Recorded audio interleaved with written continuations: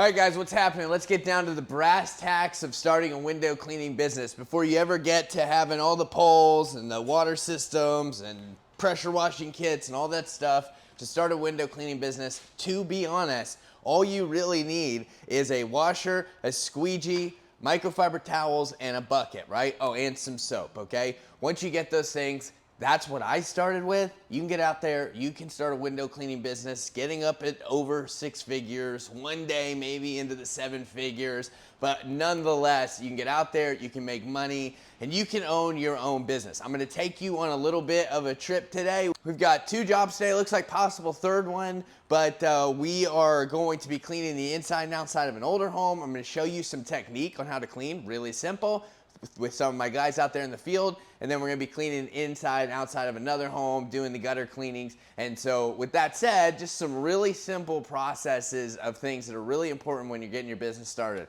Having the washer, having the squeegee, the skill set, and then some things that can help you really well with customers on your management is making, having them make payments, scheduling, keeping your guys on schedule, things like that. So let's go, let's talk about it in the field, and we'll go from there.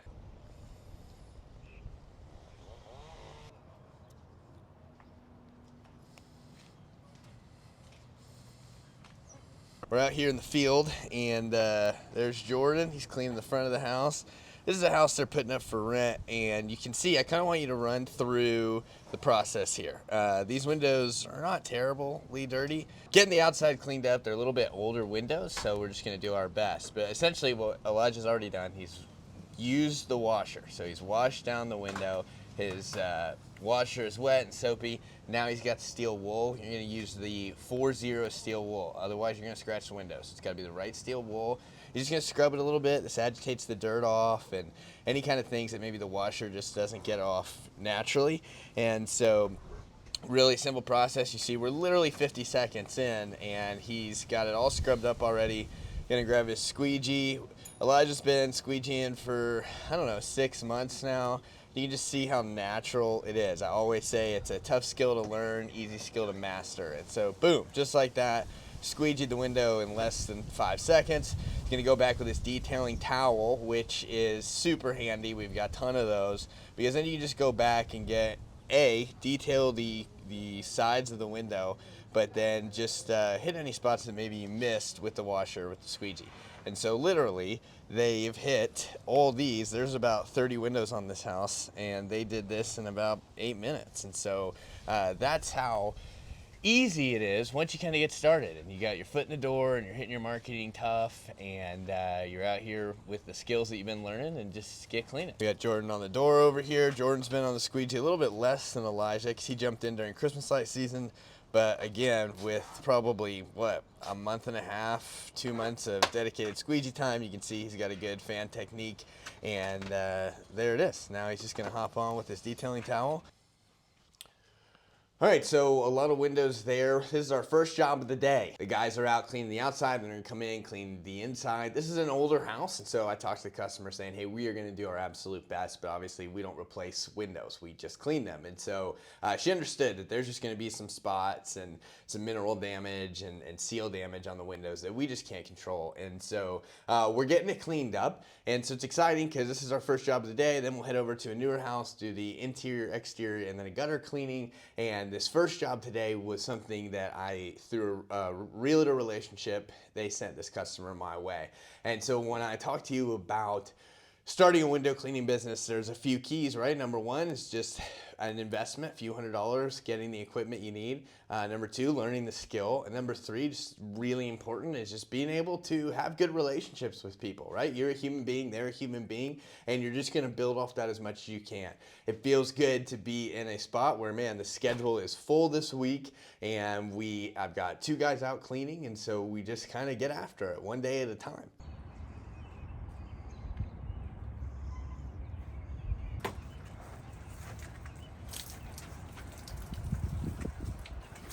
All right, so obviously as you get your business going, equipment, relationships, and then one thing for me that I took a long time waiting on that I wish I wouldn't have is my relationship with Jobber. And so, I'm sponsored by them now, but I talk about them all the time.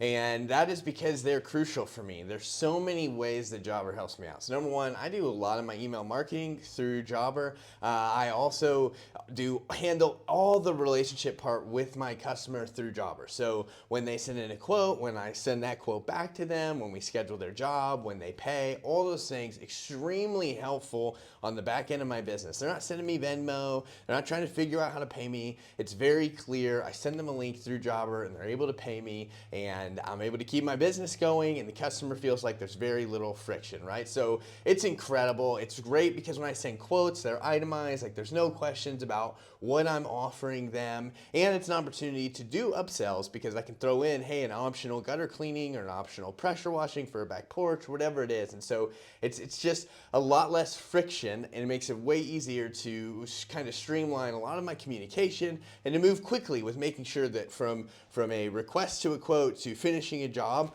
we're able to handle it really well, really organized. As taking payments, I get that question so many times on my YouTube and DMs, like how do I take payments? How do I make sure customer knows where to pay? Whatever.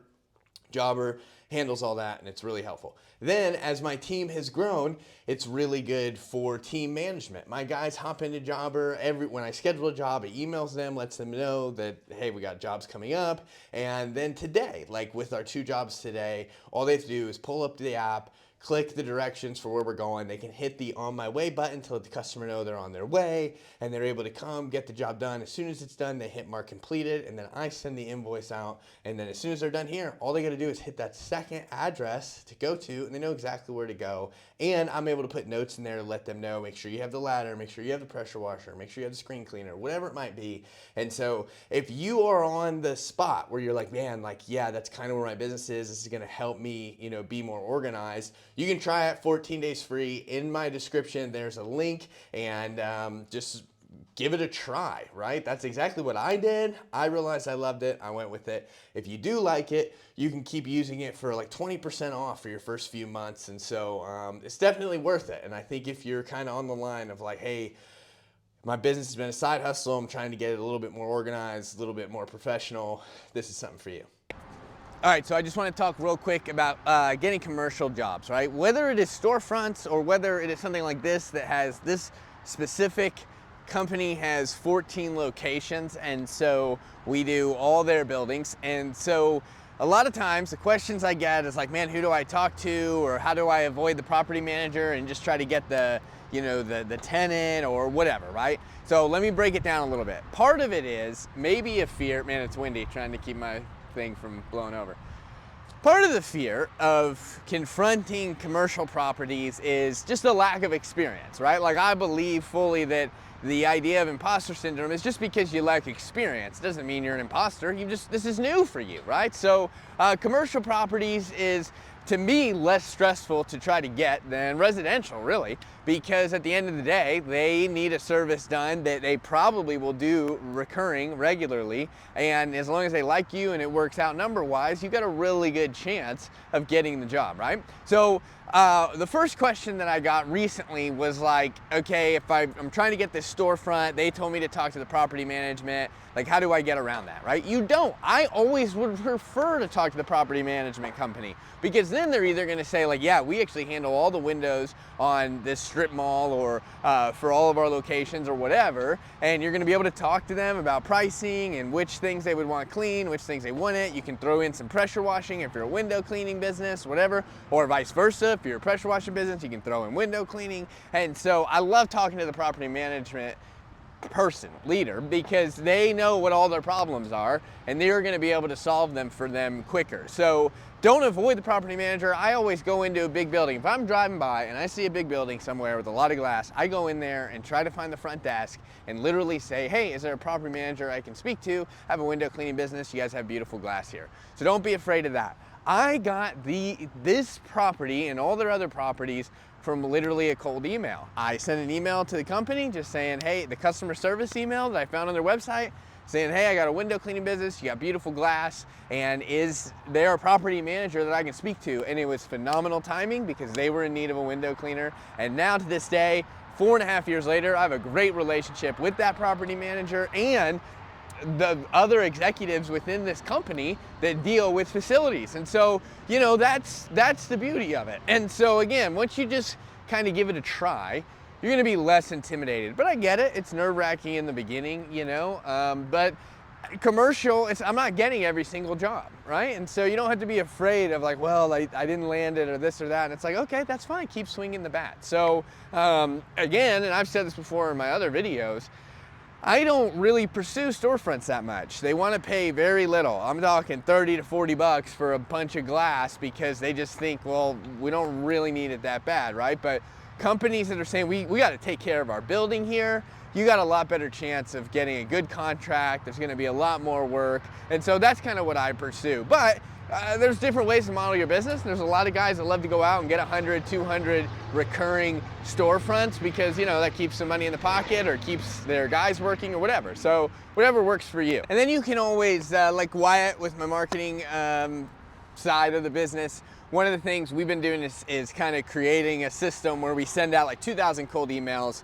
to commercial properties just to kind of, you know, throw some lines out in the water and see if we can catch anything. And, you know, that leads to some leads here and there. But again, it's cold emailing. So just different things, right? And just letting yourself continue to build the brand and letting it all compound. Like, this is a big contract for me on the year, but the good news is, like, also I've been building my book of business in general, so like now it continues to feel like a really good reward on top of all the other business coming in. And so yeah, as far as commercial goes, I mean, there's just not a trick. There's no like easy answer. It's just going out, throwing lines in the water, seriously. And I don't want to make it sound so like not sexy, but like it's not.